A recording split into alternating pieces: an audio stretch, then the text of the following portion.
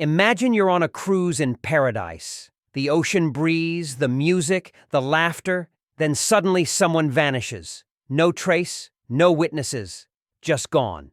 This is the story of Amy Lynn Bradley, a 23-year-old woman who disappeared without a trace from a Royal Caribbean cruise ship in 1998 and was never seen again. But here's the chilling part. Many believe Amy was trafficked and may still be alive. Amy was a recent college graduate from Virginia. She was athletic, independent, and had just started a new chapter of life. In March 1998, she boarded Rhapsody of the Seas with her parents and younger brother for a Caribbean vacation. It was supposed to be a celebration. On the night of March 23rd, Amy went to the ship's dance club with her brother and ended up dancing with members of the ship's band, Blue Orchid. Security footage shows her talking, laughing, and having fun. Around 3:35 a.m., her brother returned to the cabin. Amy followed shortly after. At around 5:30 a.m., Amy's father woke briefly and saw her asleep on the balcony. By 6 a.m., she was gone. No signs of struggle. No noises. Her shoes were still in the cabin. Her ID was untouched. But the sliding balcony door was slightly open, and her cigarettes and lighter were missing.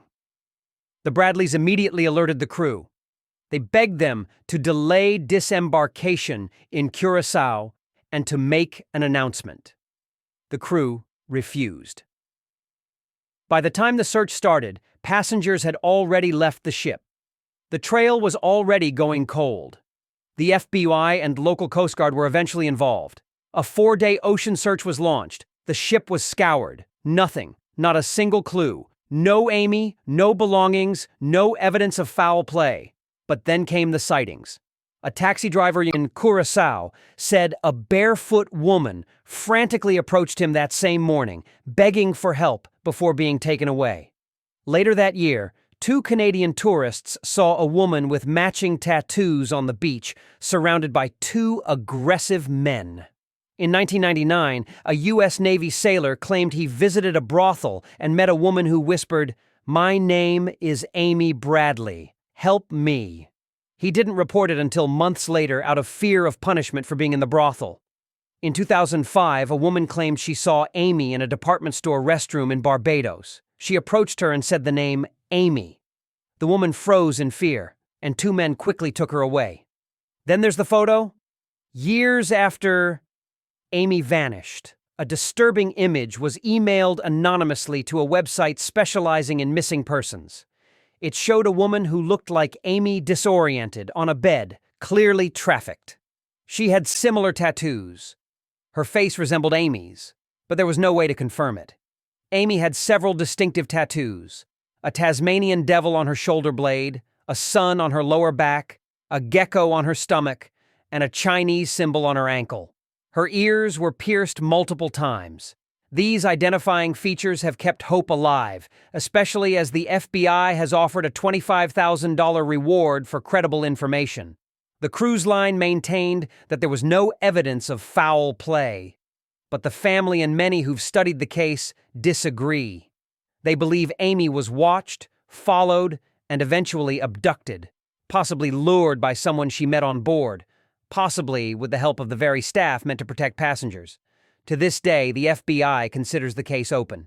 Amy's parents have never stopped searching. They've appeared on talk shows, crime documentaries, and appeals for information.